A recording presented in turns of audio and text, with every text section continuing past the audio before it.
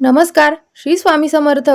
बघा, लवकरच अधिक मास म्हणजे ज्याला आपण धोंड्याचा महिना म्हणतो, हा महिना सुरू होणार आहे. आता अधिक मासालाच पुरुषोत्तम मास किंवा मलमास असं देखील म्हटलं जातं. आता अनेकांच्या मनामध्ये प्रश्न आहे की हा अधिक मास नेमका कधी सुरू होणार आहे, हा कोणता महिना आहे, अधिक मास महिन्यात काय करावं, काय करू नये, देवदर्शन करायला चालतं का, मांसाहार चालतो का, आणि सर्वात महत्त्वाचा प्रश्न म्हणजे अधिक मास हा महिना शुभ आहे की अशुभ आहे.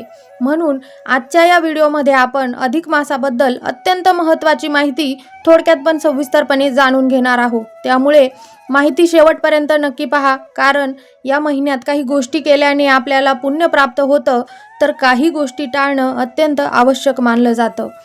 व्हिडिओ आवडल्यास लाईक करा, चॅनलला सबस्क्राईब करा आणि ही माहिती आपल्या मित्रपरिवारासोबत नक्की शेअर करा. तर बघा, 2026 मधील अधिक मास रविवार दिनांक 17 मे 2026 पासून सुरू होणार असून सोमवार दिनांक 15 जून 2026 रोजी समाप्त होणार आहे. आता 2026 मध्ये अधिक मास हा अधिक ज्येष्ठ महिना असणार आहे. म्हणजेच यावर्षी ज्येष्ठ महिन्यामध्ये अधिक मास आलेला आहे. ज्येष्ठ महिना हा 2 महिने राहणार आहे. आता एक अधिक ज्येष्ठ आणि त्यानंतर निज ज्येष्ठ. आता या अधिक मास महिन्याला पुरुषोत्तम मास असंही म्हटलं जातं, कारण हा अधिक मास महिना भगवान श्रीहरी विष्णूंना समर्पित केलेला आहे. आता धार्मिक मान्यतेनुसार या महिन्यात केलेलं जप, दान, पूजा आणि नामस्मरण यांचं फळ अनेक पटींनी वाढत जातं असं सांगितलं आहे. त्यामुळे अधिक मास हा महिना अशुभ नसून अत्यंत पवित्र आणि पुण्यदायी महिना मानला जातो. आणि सर्वात महत्त्वाचं म्हणजे अधिक मास महिना हा भगवान श्रीहरी विष्णूंना समर्पित केलेला असल्यामुळे या अधिक मास महिन्यात आपल्याला भगवान श्रीहरी विष्णूंच्या सेवा या जास्तीत जास्त करायच्या आहे, की जेणेकरून भगवान श्रीहरी विष्णू आणि माता लक्ष्मी यांचा आशीर्वाद सदैव आपल्या घरावर, आपल्या घरातील प्रत्येक व्यक्तीवर राहील. आपल्या घरामध्ये जर पैशाशी संबंधित काही अडचणी असतील तर त्या दूर होतील. काही व्यावसायिक अडचणी असतील, शैक्षणिक अडचणी असतील किंवा कोणतीही अडचण असेल तर ती दूर होण्यासाठी आपल्याला मदत होईल. यासाठी आपल्याला या अधिक मास महिन्यामध्ये भगवान श्रीहरी विष्णूंच्या आणि माता लक्ष्मीच्या जास्तीत जास्त सेवा करण्याचा प्रयत्न करायचा आहे. बघा, अधिक मास म्हटलं की आपल्या मनामध्ये खूपच गोंधळ उडतो किंवा अनेक प्रश्न तयार होत असतात. आता अधिक मास महिन्यात काय करायला पाहिजे किंवा कोणत्या गोष्टी आपल्याला टाळायच्या आहे, हे आपण पाहणार आहोत. तर सर्वप्रथम आता आपण अधिक मासामध्ये आपल्याला कोणत्या गोष्टी करायच्या आहे याबद्दल माहिती पाहू. तर सर्वात पहिली गोष्ट म्हणजे आपल्याला भगवान श्रीहरी विष्णूंचं जास्तीत जास्त नामस्मरण या अधिक मास महिन्यामध्ये करायचं आहे. ओम नमो भगवते वासुदेवाय नमः या मंत्राचा जप करा किंवा ओम श्री वैष्णवे नमः या मंत्राचा तुम्ही जप या अधिक मास महिन्यात जास्तीत जास्त प्रमाणात करायचा आहे. आता दुसरी महत्त्वाची गोष्ट म्हणजे विष्णू सहस्रनामाचं पठण आपल्याला या अधिक मास महिन्यामध्ये करायचं आहे.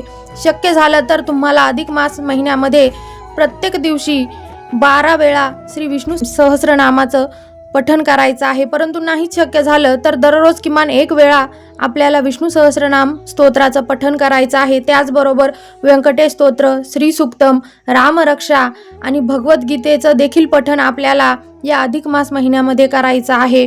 तसेच तुम्ही संक्षिप्त श्रीमद भागवत या ग्रंथाचं देखील पठण या अधिक मास महिन्यामध्ये करू शकतात. जर तुम्हाला शक्य झालं तर रोज विष्णू सहस्रनामाचं पठण आपल्याला न चुकता या अधिक मास महिन्यामध्ये करायचं आहे. आता तिसरी गोष्ट म्हणजे दीपदान. बघा, अधिक मास महिन्यामध्ये दीपदान करण्याला अतिशय महत्त्व दिलेलं आहे. तुम्ही अधिक मास महिन्यामध्ये सकाळी आणि संध्याकाळी आपल्या देवघरामध्ये शुद्ध गाईच्या तुपाचा दिवा लावू शकतात किंवा तुळशीजवळ तुम्हाला शुद्ध गाईच्या तुपाचा दिवा लावायचा आहे. जर तुमच्या घराजवळ एखादं मंदिर असेल तर त्या मंदिरामध्ये तुम्ही संकल्पपूर्वक 30 दिवस म्हणजे जोपर्यंत अधिक मास सुरू आहे तोपर्यंत दररोज संध्याकाळी दीप प्रज्वलित करू शकतात, दिवा लावू शकतात किंवा पिंपळाच्या झाडाखाली सुद्धा तुम्ही या अधिक मास महिन्यामध्ये दररोज संध्याकाळी दिवा लावू शकतात. म्हणजेच थोडक्यात सांगायचं तर काय, दीपदान करण्याला या अधिक मास महिन्यामध्ये खूप महत्त्व आहे आणि म्हणून दररोज किमान आपल्या देवघरामध्ये तुम्हाला 1 दिवा नक्कीच लावायचा आहे. आता चौथी आणि महत्त्वाची गोष्ट म्हणजे तुळशीची पूजा आपल्याला या अधिक मास महिन्यामध्ये न चुकता करायची आहे. बघा, तुळस ही माता लक्ष्मीचं स्वरूप मानली जाते आणि त्यामुळे दररोज आपल्याला या अधिक मास महिन्यामध्ये तुळशीला पाणी अर्पण करायचं आहे, हळद कुंकू वाहायचं आहे आणि भगवान श्री हरी विष्णूंचं नामस्मरण करायचं आहे. तुम्ही तुळशीला जल अर्पण करत असताना ओम नमो भगवते वासुदेवाय नमः या मंत्राचा जप करू शकता. कारण असं म्हणतात की तुळशीमध्ये भगवान श्रीहरी विष्णूंचा देखील वास असतो आणि म्हणून या अधिक मास महिन्यामध्ये आपल्याला तुळशीची देखील सेवा करायची आहे. आता 5वी आणि महत्त्वाची गोष्ट म्हणजे आपल्याला या अधिक मास महिन्यामध्ये सात्विक जीवन जगायचं आहे. म्हणजेच काय तर अधिक मास महिन्यामध्ये आपल्याला शांत राहायचं आहे, कुणाशीही भांडण करायचं नाही, अपशब्द बोलायचे नाही आणि आपलं मन, वाणी आणि विचार आपल्याला शांत ठेवायचे आहे. जास्तीत जास्त नामस्मरण आपल्याला या महिन्यामध्ये करायचं आहे. विनाकारण वादविवाद, कटकटी आपल्या घरामध्ये आपल्याला करायच्या नाही. घरामध्ये जे वातावरण आहे ते शांत आणि सकारात्मक कसं राहील याचा आपल्याला जास्त विचार करायचा आहे. आता 6वी आणि महत्त्वाची गोष्ट म्हणजे दानधर्म. बघा, अधिक मास महिन्यामध्ये जर तुम्हाला शक्य असेल तर गरजू लोकांना अन्नदान करा, वस्त्रदान करा किंवा इतर काही मदत करा. धार्मिक मान्यतेनुसार अधिक मासामध्ये केलेलं दान अत्यंत पुण्यदायी मानलं जातं, म्हणून शक्य तितका दानधर्म करण्याचा तुम्ही प्रयत्न करा. आता 7वी आणि महत्त्वाची गोष्ट म्हणजे अधिक मास हा महिना शुभ आहे का आणि या महिन्यामध्ये देवदर्शन करायला चालतं का? तर बघा, अधिक मास महिना हा अत्यंत शुभ महिना आहे आणि या महिन्यामध्ये फक्त आपण कोणतेही शुभ कार्य करू शकत नाही. म्हणजे लग्न असेल, नवीन घराची वास्तुशांती असेल, गृहप्रवेश असेल, बारसं असेल, मुंज असेल किंवा इतर कोणतंही शुभ कार्य असेल ते फक्त अधिक महिन्यामध्ये आपल्याला करायचं नसतं. परंतु देवदर्शन आपण अधिक महिन्यामध्ये करू शकतो. देवदर्शन करण्यासाठी तुम्ही तुमच्या कुलदेवीला जाऊ शकता, तिथे जाऊन कुलदेवीची ओटी तुम्ही भरू शकतात किंवा इतर कोणत्याही देवदर्शनाला तुम्ही या अधिक मास महिन्यामध्ये जाऊ शकतात. काहीही हरकत नाही. उलट अधिक मास हा देवदर्शन, पूजा, जप आणि भक्तीसाठी अत्यंत पवित्र महिना मानला जातो. त्यामुळे या काळामध्ये मंदिर दर्शन, कुलदेवीचं दर्शन आणि देवसेवा करणं अत्यंत शुभ मानलं जातं.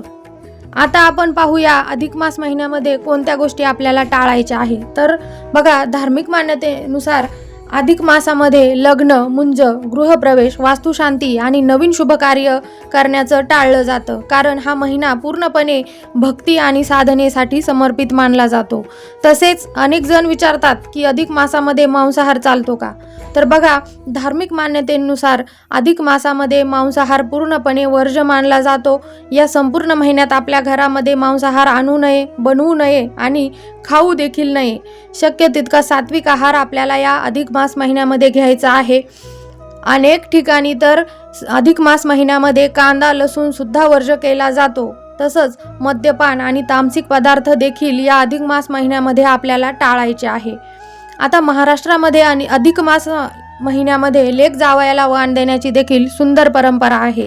आता आपल्या संस्कृतीमध्ये जावयाला नारायणाचं स्वरूप आणि लेकीला लक्ष्मीचं स्वरूप मानलं जातं. त्यामुळे लक्ष्मी नारायण म्हणून त्यांचा सन्मान केला जातो.